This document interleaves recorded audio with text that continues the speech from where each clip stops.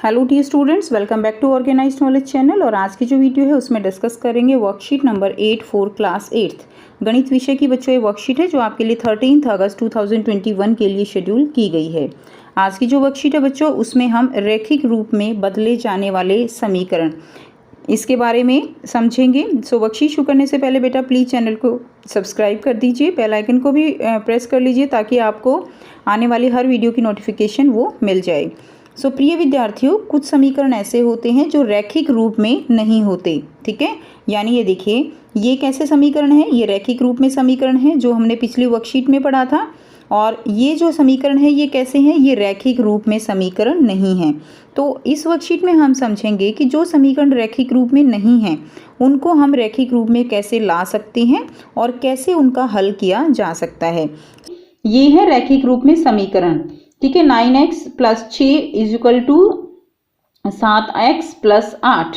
और दूसरा क्या है, 2x + 3 और 3x + 5 = 6x + 9। तो ये क्या है, ये रैखिक रूप में समीकरण है, लेकिन ये जो दिए गए हैं ये रैखिक रूप में नहीं है। तो आप इन समीकरणों को रैखिक रूप में कैसे बदल सकते हैं वो आज हम पढ़ने वाले हैं। तो देखिए प्रश्न 1 जो है वो हम करेंगे। प्रश्न 1 क्या है, x + 7 / x + 2 = 3/4।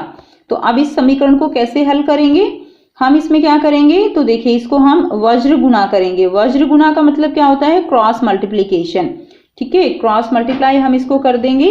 तो यहाँ पर क्रॉस मल्टीप्लाई करने से क्या आएगा, देखिए 4 जो है कंप्लीट को हम गुणा करेंगे।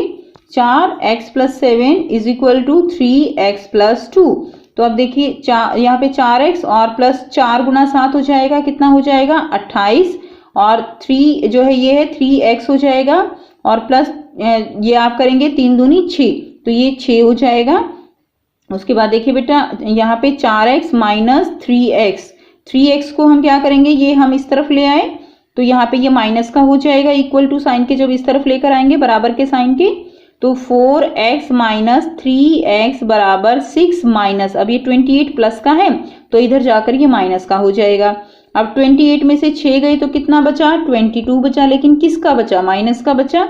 तो x की वैल्यू कितनी आ गई, यहाँ पे x का मान कितना आ गया, x का मान आ गया -22। अब हम बच्चों इस आंसर की जांच भी कर सकते हैं कि हमने जो आंसर निकाला है वो ठीक निकला है या नहीं। तो जांच करने के लिए हम क्या करेंगे, हम x का मान जो है वो यहाँ पर लिख देंगे, ठीक है। तो समीकरण में देखिए हम जो है क्या करेंगे, हम समीकरण का लेफ्ट हैंड साइड लेंगे, ठीक है। राइट हैंड साइड और लेफ्ट हैंड साइड अगर दोनों बराबर आ जाते हैं तो यानी हमारा आंसर बिल्कुल ठीक है। तो हमारे जो है यहाँ पर आप देख पा रहे हो राइट हैंड साइड में हमारा क्या है 3/4, यानी हम x की वैल्यू इसमें रखेंगे और अगर हमारा उत्तर 3/4 आता है तो यानी हमारा आंसर बिल्कुल ठीक है। तो x + 7 और नीचे दिया गया है x + 2। तो यहाँ पर देखिए हमने यहाँ पर -22 रखा, तो यहाँ से हमने हमारा जो आंसर आया 22 में से 7 गए 15, -15 और डिवाइडेड बाय -20। तो बेटा आंसर कितना आया, यहाँ से 5 से ये कट जाएगा, 5 से ये 15, 5 चौक 20, तो कितना आया 3/4, 3/4 आंसर आया। यानी हमारा जो लेफ्ट हैंड साइड है वो हमारी राइट हैंड साइड के बराबर है, इसका मतलब हमारा आंसर बिल्कुल ठीक है। नेक्स्ट देखिए प्रश्न 2 दिया गया है। अब आप इसको बिल्कुल ध्यान से समझिएगा, ये आपकी जो है ये शाब्दिक समस्याएं हैं। तो शाब्दिक समस्याओं के लिए आपको अलग अलग से इसको पढ़ना पड़ेगा, ध्यान से पढ़ना पड़ेगा, तभी आप इसको कर पाओगे। तो देखिए प्रश्न 2, एक संख्या है, ठीक है। अब एक संख्या है, हमें नहीं पता संख्या क्या है, जिसका 7वां भाग यानी उस संख्या का 7वां भाग जो है, 7वां भाग उसके 8वें भाग से 1 अधिक है। ध्यान से समझिए बेटा, एक संख्या है जिसका 7वां भाग उसके 8वें भाग से 1 अधिक है। तो देखिए मान लीजिए हमने संख्या मान ली x, अब x का 7वां भाग क्या होगा, x/7, और x का 8वां भाग क्या होगा, x/8, ठीक है।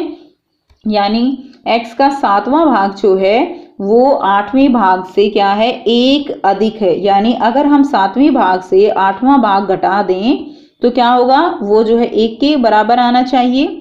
मान लीजिए मैं यहाँ पर आपको एक जनरल एग्जाम्पल से समझा रही हूँ। मान लीजिए कोई संख्या है उसका 7वां भाग कितना है, 10 है, और मान लीजिए वही संख्या है, उसका 8वां भाग मान लीजिए कितना आया, 9 आया। ठीक है, तो यानी ये इससे कितना ज्यादा हो गया, 10 जो है वो 9 से कितना ज्यादा है बेटा, 1 ज्यादा है। बस हमें यहाँ पर संख्या नहीं पता, इसीलिए हमने क्या मान लिया, 1 मान लिया। अब प्रश्न के अनुसार दिया गया है, तो हमने क्या किया, x/7 माइनस x/8 बराबर है 1। तो ये हमने क्या कर लिया, ये हमने समीकरण बना लिया। अब हम क्या करेंगे, हमें यहाँ पर एलसीएम लेना पड़ेगा। तो यहाँ पे हमने एलसीएम लिया 56, इसको हम सॉल्व करेंगे। 7 8 56, तो 8x माइनस 8 7 56, तो 7x आ गया, इज इक्वल टू 1। ये तो बेटा आप इजीली कर सकते हो।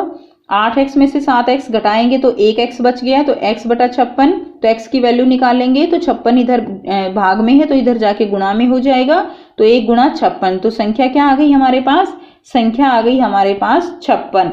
अब आप इसमें जो है यहाँ पर इसको जांच भी कर सकते हो।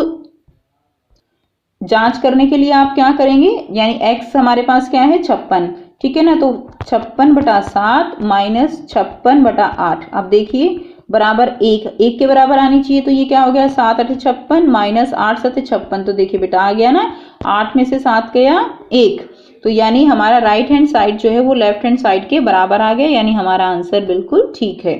अब यहाँ पर आपको कुछ टिप्स दिए गए हैं कि शाब्दिक समस्या को हल करने के लिए क्या क्या टिप्स हो सकते हैं।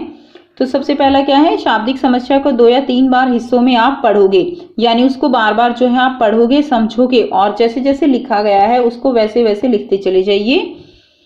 जिसे ज्ञात करना है उसको x या अन्य चर के रूप में लिखना, तो जिसको भी ज्ञात करना है उसको हमने मानना है x, या कोई भी चर आप मान सकते हो।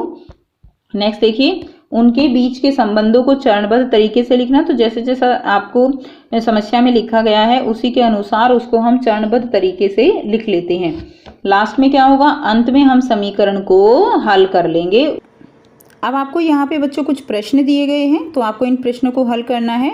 तो आपको जो है ये 4 प्रश्न दिए गए हैं, तो आइए बेटा इनको सॉल्व कर लेते हैं 1 बाय 1। यहाँ पे पहला प्रश्न जो दिया गया है वो है 2x + 3 डिवाइडेड बाय 4x - 5 बराबर है 3/7। इसको हमें हल करना है। हम क्या करेंगे, पहले इसकी हम क्रॉस मल्टीप्लिकेशन यानी वज्र गुणा करेंगे। वज्र गुणा करने पर 7 को हम इस पूरे से गुणा कर देंगे, 3 को हम इस पूरे से कर देंगे। बेटा ये बहुत आसान है, आप इसको अपने आप जो है कर लीजिए। तो ये देखिए 7 दूनी क्या आ जाएगा, 14x + 7 × 21। इसी तरह 12x जो है माइनस 5 × 15। इसी तरह देखिए बेटा 14x, अब ये 12x को हम इधर लेकर आएंगे तो ये क्या है, ये माइनस में आ जाएगा, और ये -15 इधर है, 21 को इधर लाएंगे तो ये माइनस में हो जाएगा। अब इसको सॉल्व कर लीजिए। अब देखिए यहाँ पे 14 में से 12 गए 2x, और यहाँ पर -15 और -21 कितना आ गया, -36। x की वैल्यू निकालनी है तो 36 ये गुणा में है तो ये भाग में आ जाएगा 2, तो उत्तर कितना आ गया, -18। ये कट जाएगा ना, ठीक है, तो उत्तर कितना आ गया, -18 जो है उत्तर आ गया।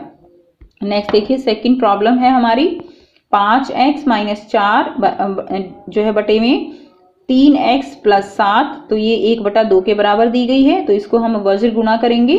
इसी तरह बेटा जैसे हमने ऊपर किया इसको यहाँ तक, ठीक है ना, तो यहाँ पे क्या हो जाएगा, अब 10x इधर है, 3x को इधर ले आएंगे, 10x में से 3x घट गया, कितना आ गया, 7x। इसी तरह 7 है तो इधर -8 है, तो इधर लेकर आएंगे तो ये प्लस का हो जाएगा, तो 7 + 8 आ जाएगा। यानी अब यहाँ से 7x बराबर है, कितना आ गया, 7x बराबर है 15। अब 7 जो है वो किस में है, यहाँ पे गुणा में है, तो x की वैल्यू निकालेंगे तो 15/7, तो x का मान कितना आ गया, 15/7। थर्ड पार्ट है y डिवाइडेड बाय y + 3, ठीक है बेटा, और 7/8 दिया गया है, तो आप इसकी जो है क्या करेंगे, वज्र गुणा करेंगे, तो इस तरह से क्या आ जाएगा, 8y बराबर है 7y + 21। इसी तरह 8y 7y को इधर लेकर आओगे माइनस में, तो यह y आ जाएगा, और y की मान यहाँ पर कितना आ गया, y का मान आ गया 21। अब देखिए फोर्थ क्वेश्चन हम करेंगे। फोर्थ क्वेश्चन में आपको जो दिया गया है वो है z + 4 divided by z is equal to 5/1, तो मल्टीप्लाई करेंगे, गुणा करेंगे यहाँ पे, वज्र गुणा। उसके बाद क्या हो जाएगा, 5z बराबर है z + 4, ठीक है, 5z माइनस ये z इधर जाएगा, माइनस में हो जाएगा, तो -z इज इक्वल टू 4। तो बेटा 5z में से एक z घटाओगे तो कितना आएगा, 4z बराबर है 4। अब यहाँ से ये गुणा में है तो इसको जो है क्या करेंगे, हम भाग में ले आएंगे तो 4/4 आ जाएगा और जेड का मान कितना आ गया, जेड का मान आ जाएगा आपके पास 1। ठीक है, तो ये आपके चारों क्वेश्चन हो गए। नेक्स्ट करते हैं। नेक्स्ट देखिए, सेकंड प्रश्न दिया गया है, एक संख्या का 2/3 भाग, तो संख्या मान लेंगे हम x, उसका 2/3 भाग, तो उसका 2/3 भाग क्या हो गया, 2/3x। ठीक है, और वो मूल संख्या से 30 कम है, तो संख्या ज्ञात करनी है। तो 2/3 जो x है वो मूल संख्या हमने कितनी मानी है, x मानी है, तो मूल संख्या से 30 कम है, तो क्या हो जाएगा, x - 30। तो ये हमारा क्या बन गया बच्चों, ये हमारा समीकरण बन जाएगा और इसमें से हमें x का मान निकालना है। तो जो इस तरह की प्रॉब्लम होती हैं उनमें आपको ध्यान रखना है कि आपको बार बार पढ़ना है, उसको अच्छे से समझना है, समीकरण बनाना है, फिर उसको सॉल्व करना है। ठीक है, तो आइए बेटा अब हम इसको सॉल्व करते हैं। यहाँ पर आप मानेंगे, देखिए सबसे पहले आप लिखेंगे माना मूल संख्या x है। अब अकॉर्डिंग टू क्वेश्चन जो है हमें जो दिया गया है, देखिए 2/3x बराबर है x - 30, तो x - 30 के हम नीचे 1 लगा लेंगे, कोई दिक्कत नहीं है उसमें। तो हम यहाँ पर इसमें क्या करेंगे, वज्र गुणा करेंगे, तो देखिए क्या आ जाएगा, 2x आ गया। अब 3 को x - 30 से गुणा करेंगे तो 2x, अब ये 3x - 90 आ जाएगा। फिर 2x में से इधर लेकर जाएंगे तो ये जो है घटा हो जाएगा, ये प्लस का है तो ये माइनस का हो जाएगा, तो 2x - 3x बराबर है -90। उसके बाद हम क्या करेंगे, यहाँ पर देखिए 2x, यहाँ पर आपका -x बच जाएगा, इधर -90 है, तो माइनस से माइनस यहाँ पर कैंसिल होकर x की वैल्यू बेटा कितनी आ जाएगी, 90 आ जाएगी। यानी मूल संख्या आपकी क्या आ गई, आप हिंदी का जो है पार्ट लिखेंगे, मूल संख्या आपकी आ गई 90। सो ये थी बच्चों आपकी आज की वर्कशीट, जिसमें हमने सीखा कि जो समीकरण रैखिक रूप में नहीं है उनको हम किस तरह से रैखिक रूप में कर सकते हैं। सो वीडियो अच्छी लगी हो तो वीडियो को लाइक कीजिए, शेयर कीजिए और चैनल को भी सब्सक्राइब कर लीजिए। So thanks for watching students, मिलते हैं नेक्स्ट वीडियो में नेक्स्ट वर्कशीट के साथ। Take care.